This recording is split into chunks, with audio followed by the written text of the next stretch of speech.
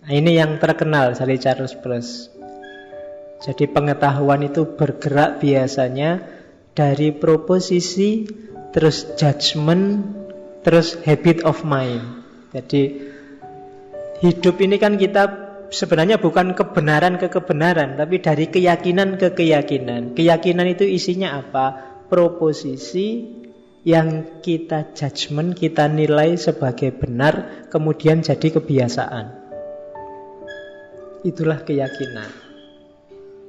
Jadi ada pernyataan yang kita yakini benar, kemudian kita jalankan sehingga jadi kebiasaan. Oke.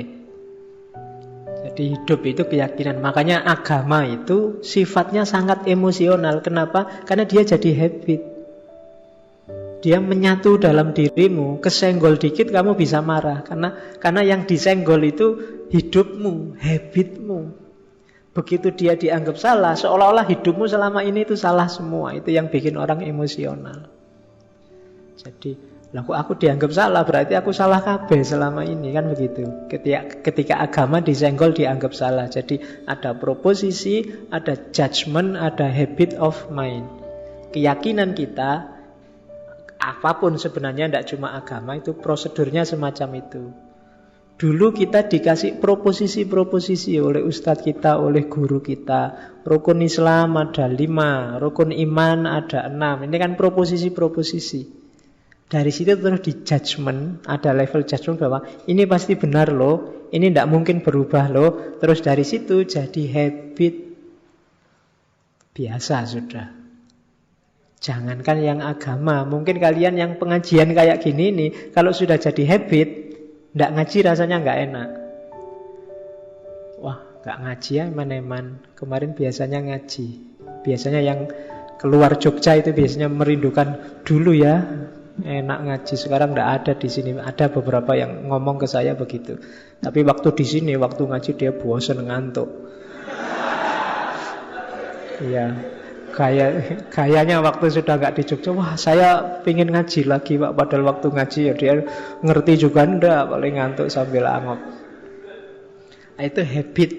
Jadi pembiasaan. Makanya biasakanlah dirimu untuk yang baik-baik. Karena ternyata hidup kita itu kuncinya ada di habit. Dan hidup kita, jangan salah, bukan kebenaran ke kebenaran. Kalau kebenaran yang hakiki itu kita semua mengejar ke sana. Intinya keyakinan ke keyakinan. Beda pendapat di antara kita itu berawal dari beda yang kita yakini. Bukan beda kebenarannya. Kebenarannya mungkin sama, tapi caramu menyerap, meyakini kebenaran itu mungkin beda-beda. Itulah yang melahirkan macam-macam pendapat. Maka jangan dimarahi mereka, habituasinya berbeda. Pembiasaan hidupnya beda. Ada orang yang srek pakai jubah, ada yang sreknya pakai sarung, tidak masalah. Habituasi. Jadi itu urusannya keyakinan demi keyakinan. Proposisi yang dia punya dengan proposisimu mungkin beda. Yang kamu anggap benar dengan yang dia anggap benar mungkin beda. Nah ini kalau di Charles Peirce namanya dasarnya keyakinan. Dari sinilah nanti lahir belief, lahir habit of mind, dan seterusnya. Jadi ini teori yang terkenal dari Charles Peirce. Jadi dari keyakinan lahirlah kebiasaan. Kalau sudah jadi kebiasaan, biasanya dari situlah muncul ideologi. Nanti kelanjutannya ke sana. Jadi setelah pembiasaan ada ideologi. Terus, nah, tadi kan awalnya keyakinan yang dibiasakan. Keyakinan itu sendiri munculnya dari mana? Kalau Charles Peirce, keyakinan itu muncul dari 4 jalur.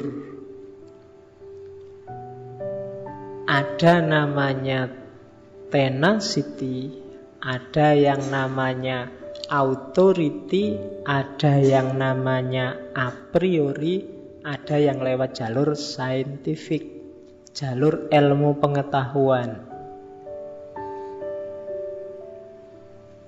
Oke.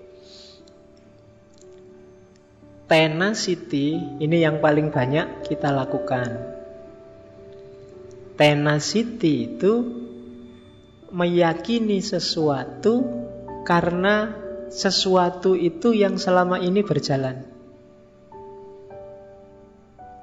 Tanpa kita benar-benar paham apa sesuatu itu. Itu namanya keyakinan melalui jalur tenacity.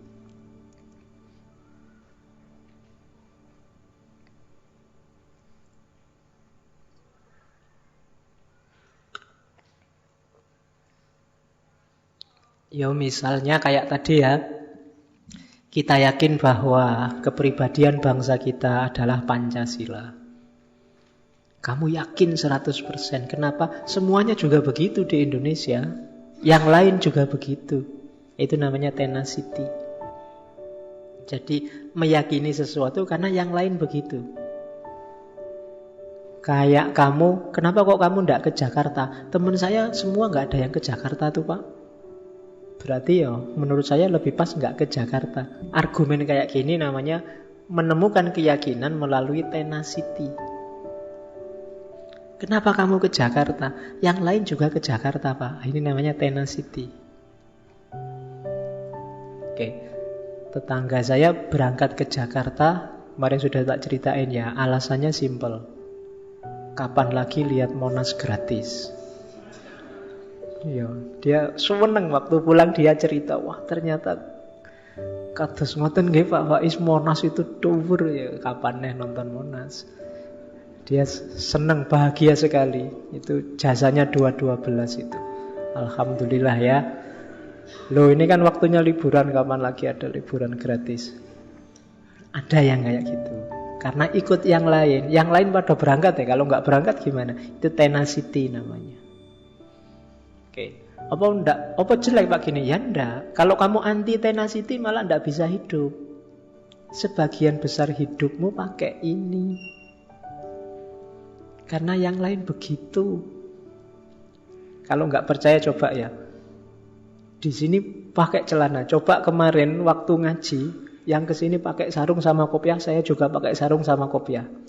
Kamu kesini kalau pakai celana jin mesti, waduh, yang lain kok pakai sarung. Besoknya mungkin kamu ngaji ganti, kamu pakai sarung, pakai kopiah, atau enggak jadi ngaji. Ya kan? Kita sering begitu. Begitu masuk ke lokal tertentu, wilayah tertentu, mesti kamu lihat yang lain bagaimana. Yang lain begitu ya saya enggak. Makanya saya sering tanya mahasiswa waktu di kelas itu, kenapa sih kok sukanya duduk di belakang? Itu kebanyakan ternyata ya biasanya begitu Pak.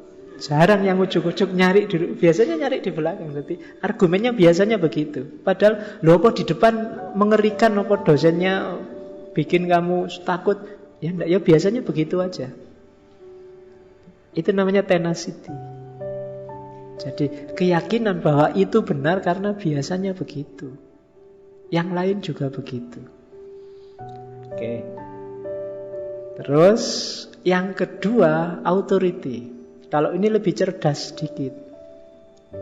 Ada otoritas yang kamu percaya. Kayak ke dokter tadi. Saya sakit, terus aku percaya ke dokter. Kenapa? Dokter yang ngerti tentang kesehatan. Itulah. Kalau tenacity tadi, kenapa kamu ke dokter? Yang lain juga ke dokter ya. Kalau authority, kamu ngerti dokter ini yang punya otoritas kesehatan. Kalau tenacity tadi, kalau tetanggamu sakit terus ke bengkel, kamu juga ikut ke bengkel. Kalau authority, enggak, kamu ngerti. Kok kamu mau-maunya ikut ulama itu dalam bidang ini? Iya, karena saya tahu dia ahli bidang itu. Ini namanya menemukan keyakinan, menemukan kebenaran lewat jalur authority. Otoritas. Otoritas itu bisa orang, bisa lembaga, mungkin ideologi.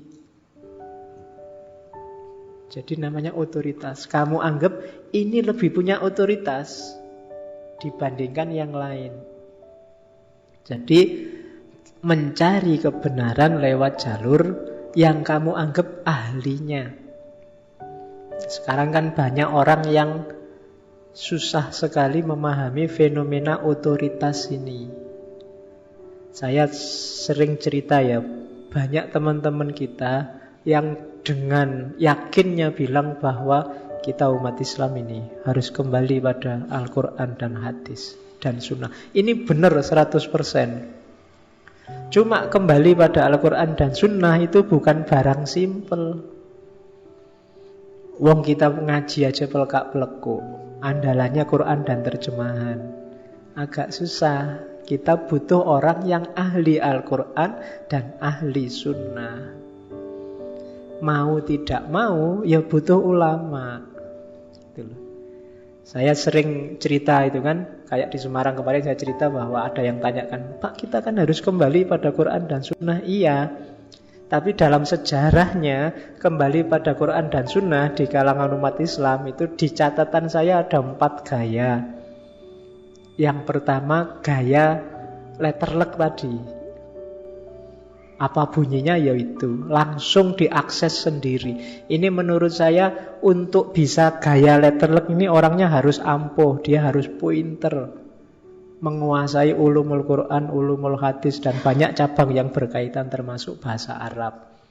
Bukan tidak boleh, boleh. Kalau ada orang ngomong kita harus kembali pada Quran dan sunnah sendiri, ngerti langsung, bagus.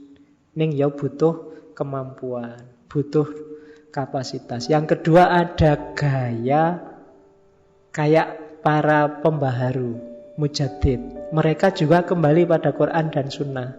Cuma orang-orang ini punya keyakinan Al-Quran dan sunnah itu terbatas. Ada yang ketiga yaitu ijtihad. Kita kembali pada Quran dan sunnah, tapi kalau problemnya tidak terakomodir dalam Quran dan sunnah, ijtihad. Itu gaya kedua. Ini sama-sama kembali Quran dan sunnah, tapi akalnya dipakai dengan ijtihad. Ada gaya ketiga, kembali pada Quran dan sunnah, tapi karena aku ndak ngerti, aku ini lemah, ya aku ikut orang yang pinter. Aku ikut lembaga yang ngerti, organisasi yang ahli di situ. Maka terus orang-orang ini ikut ulama, ikut kiai, ittiba, masuk ke madhab tertentu, aliran tertentu, nggak masalah.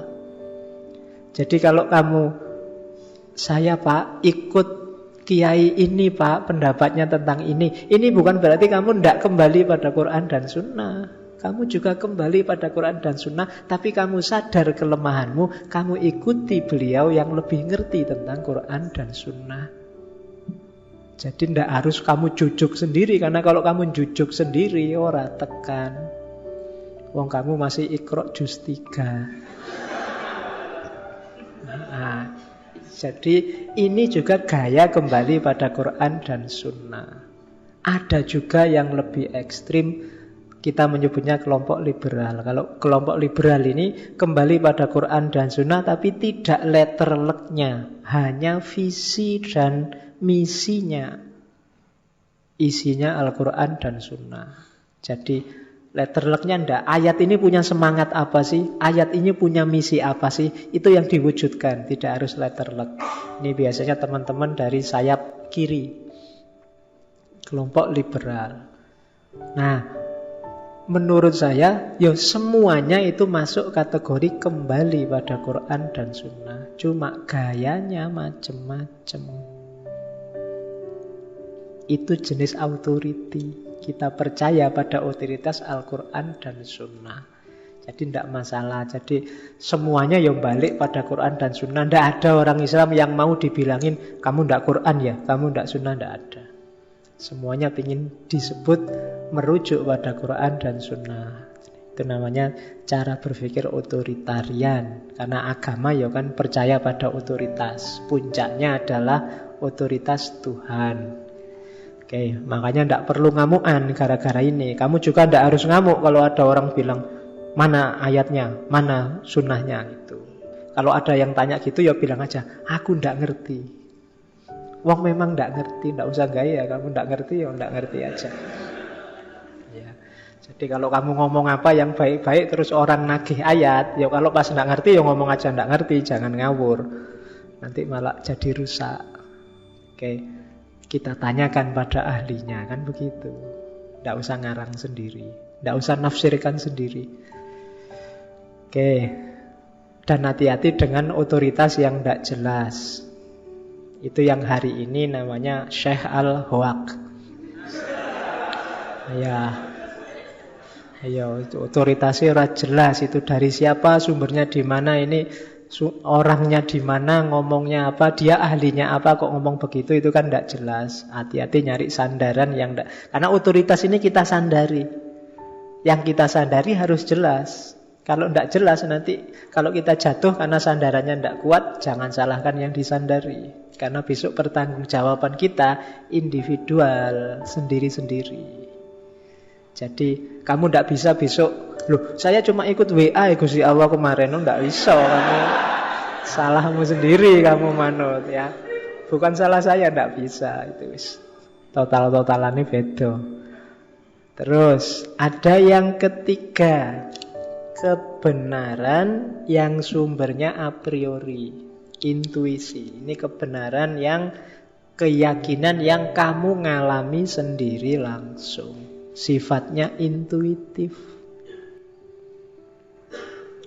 Misalnya, ini cenderung sifatnya objektif, meskipun ada juga yang rasional.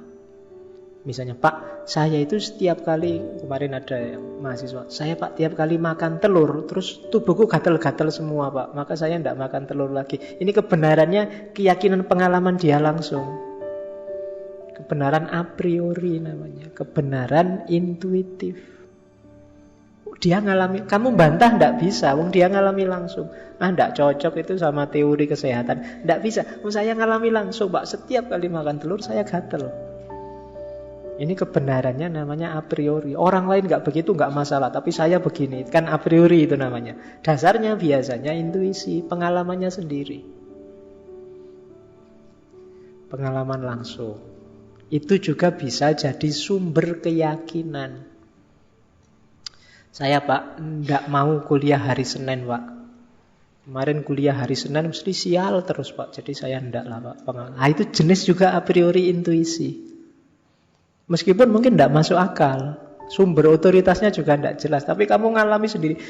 Benar Pak, tiap kali Senin saya kuliah mesti susah Pak. Kemarin lapar, terus sebelumnya lagi misalnya ya, dosennya nggak selesai-selesai sampai jengkel. Akhirnya saya keluar, malah dimarahi. Sial, nilai saya jatuh akhirnya. Terus pokoknya Senin itu hari buruk lah Pak bagi saya. Ini namanya a priori. Kayak orang Jawa yang punya pedoman hari naas. Jangan keluar menuju ke selatan kalau hari ini jam sekian sekian, karena di selatan ada laut. Nah, misalnya, ya kalau kamu ke selatan terus kan kecemplung nanti. Nah, itu namanya a priori, dari pengalaman. Biasanya yang mitos-mitos, tabu-tabu, pamali-pamali itu pengetahuan lahirnya dari sini. Ini bisa iya, bisa enggak. Yang mengiyakan yang ngalami langsung. Kayak jangan ke pantai selatan pakai baju hijau. Wah, itu kan susah kan, rasionalitasnya susah. Tapi mungkin mereka pernah ngalami sendiri, ada orang ke sana pakai baju hijau tenggelam. Mungkin besok kalau ada yang ngalami lagi pakai baju merah tenggelam. Oh, berarti dua sekarang. Jangan pakai baju hijau, jangan pakai baju merah. Lama-lama semua warna kena kamu. Tidak usah pakai baju. Oke, ya. Jadi itu nyari kebenaran, pakai jalur intuitif, intuisi. Yang terakhir, ini yang kita pakai di kampus-kampus, pakai jalur saintifik, pakai jalur ilmu. Ilmu itu pengetahuan yang diuji secara sistematis, metodis, universal, dan seterusnya. Tidak sekedar pengetahuan, boleh sumbernya tenacity, boleh sumbernya authority, boleh sumbernya intuisi, tapi kemudian diuji secara ilmiah. Ini namanya lewat jalur sains. Biasanya begitu ya Pak. Oh ya, biasamu itu secara ilmiah gini loh, hasil penelitian, hasil pengujian, dan seterusnya. Itu namanya lewat jalur sains. Jadi ilmu. tidak sekedar biasanya, tidak sekedar ikut siapa, tidak sekedar saya ngalaminya begitu. Tapi semua pengetahuan dari 3 yang di atas tadi dikelola secara metodis. Metodis itu dengan metode yang jelas. Mana hipotesisnya, mana pendekatannya, mana langkah kerjanya, hasilnya seperti apa, dan seterusnya. Itu namanya jalur sains. Jadi 4 hal inilah yang dilakukan oleh manusia untuk mencari kebenaran, atau lebih tepatnya lagi keyakinan akan kebenaran. Jadi urusannya yakin atau tidak yakin pada kebenaran. Jalurnya 4.